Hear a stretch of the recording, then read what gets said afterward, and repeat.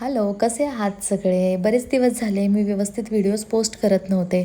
इन्स्टावरती नव्हते आणि यूट्यूबवरतीसुद्धा नव्हते आणि तुमच्या सगळ्यांचे मेसेजेस बघून मला इतकं छान वाटलं, म्हणजे अजिबात विश्वास बसत नव्हता की तुम्ही सगळे मला इतकं जास्त मिस करताय. आणि मग स्वतःचीच लाज वाटू लागली की एवढे जण आपल्यासाठी वाट बघतायत, आपला व्हिडिओ बघण्यासाठी वाट बघतायत आणि आपण कंटिन्युअसली व्हिडिओज पोस्ट करत नाही आहोत. म्हणून मग खूप वाईट वाटलं. व्हिडिओज शूट तर भरपूर केले होते, पण ऑफिसच्या कामामुळे आणि मावशीकडे गेल्यामुळे अजिबात वेळ मिळाला नाही एडिटिंग करण्यासाठी. कारण एडिटिंग करायची म्हटलं तर जवळजवळ 2 ते 3 तास लागतात. छोटासा व्हिडिओ असेल तर 2 तास लागतात, मोठा व्हिडिओ असेल तर 3 ते 4 तास लागतातच. त्यामुळे बराच वेळ मिळत नव्हता आणि मग म्हणून मी काय केलं, थोडेसे म्हणजे एक प्रकारे स्टॉपच घेतला. त्यानंतर माझ्या मामांची मुलगी आली होती, म्हणून तिला फिरवण्यात आम्ही दंग होतो आणि जवळजवळ आम्ही सगळे व्हिडिओ शूट केलेत, पण एडिट करता आले नाहीत. आणि तिला खूप फिरवलं, तिला हवं ते खाऊ घातलं, कारण ती लातूरला असते शिकण्यासाठी आणि तिला हॉस्टेलवरती राहते ती. त्यामुळे कसं वेळ मिळत नाही जास्त, फॅमिलीमध्ये पण तिला यायला जमत नाही आता शिक्षणामुळे. त्यामुळे मग आम्ही तिला घेऊन बऱ्याच वेळ फिरलो आणि तेच सगळं करण्यामध्ये मी थोडंसं दुर्लक्ष केलं इंस्टाग्रामकडे. तर भाऊबीजेच्या दिवशी मी मावशीकडे गेले होते आणि तिकडे मस्त भाऊबीज साजरी केली. सगळ्यांचे मेकअप केले आणि तिकडे छोटासा माझा लाडका भाऊ आहे देवांश. आम्ही म्हणजे त्याला अभ्यंग स्नान म्हणून आपण म्हणतो ना, ते उटणं लावून अंघोळ घातली. छान त्याने मस्त अंघोळ वगैरे केली आणि आम्ही त्याला ओवाळलं.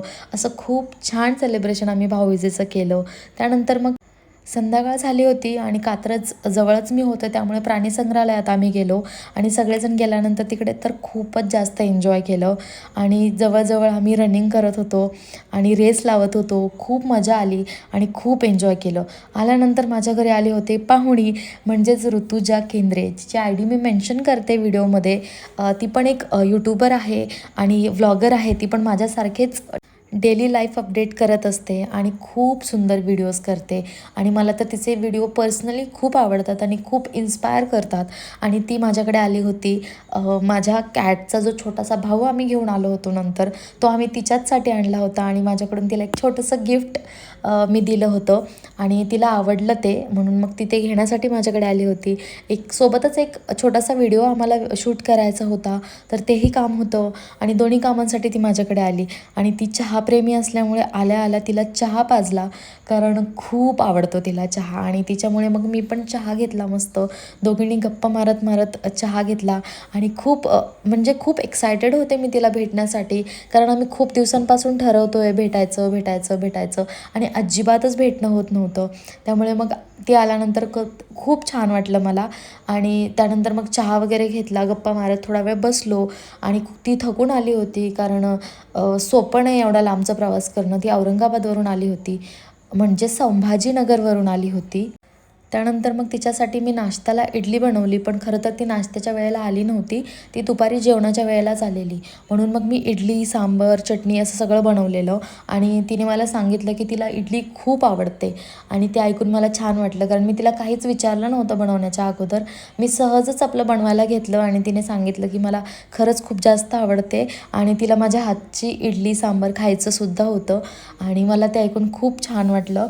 त्यानंतर मग मस्त इडली सांबर आणि चटणी बनवली.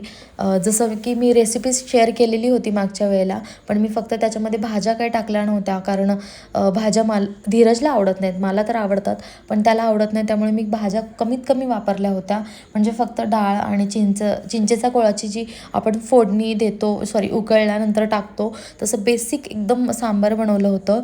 आणि चटणी बनवली होती. चटणीमध्ये फक्त फुटाण्याची डाळ म्हणतो आपण, ते टाकलं होतं. त्यानंतर मोहरीची फोडणी दिली होती. त्याची रेसिपी मी मागच्या व्हिडिओमध्ये शेअर केलेली आहे.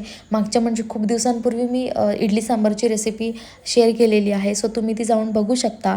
आणि खरंच खूप छान वाटतं तुमच्या सगळ्यांशी परत बोलून. खूप दिवसानंतर मला असं म्हणजे एक तुमच्याशी बोलायला जी एक आतुरता होती ना, ती गेल्यासारखी फील होते. कारण मी खूप दिवस झालं तुमच्या सगळ्यांना, जसं तुम्ही मला मिस केलं, बऱ्याच जणांनी तर मला मेल्स केलेत, DMsमध्ये मेसेजेस केलेत, तर ते मला खूप इमोशनल झाले होते मी. आणि खूप आतुरता होती मला हे सगळं एडिट करून तुमच्यापर्यंत पोहोचवण्याची. सो लवकरच लाईव्ह सेशन पण होणार आहे, सो ते पण तुम्ही नक्की बघा.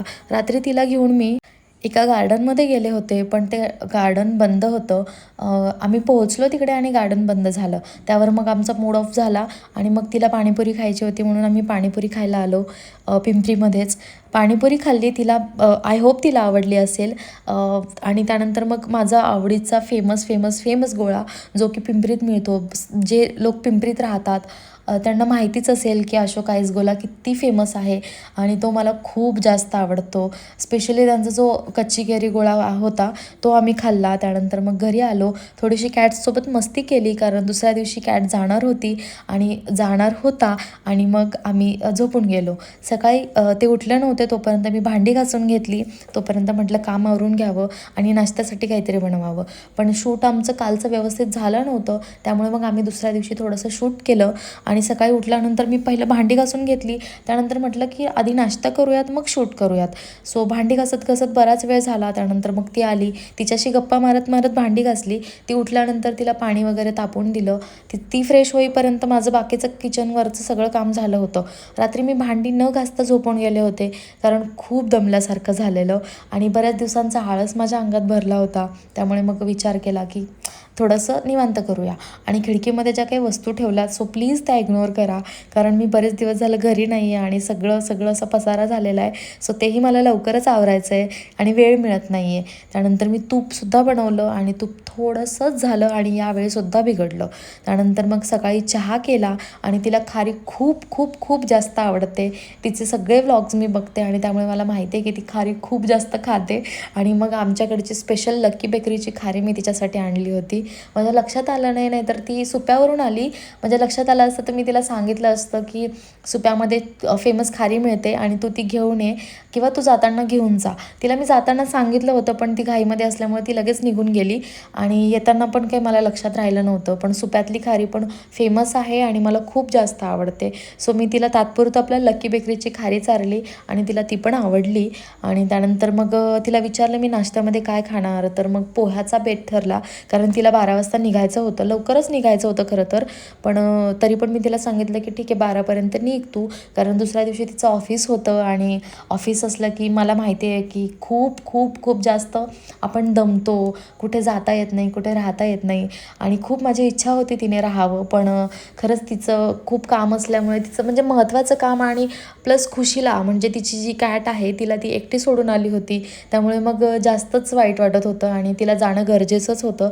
तिला ती फूड वगैरे ठेवून आली होती पण तरीसुद्धा मला असं वाटत होतं की नाही ठीक आहे. मग आम्ही प्लॅन केला की पुढे आपण भेटूयात आणि तेव्हा ती खुशीलासुद्धा घेऊन येईल किंवा मी तिच्याकडे जाईल.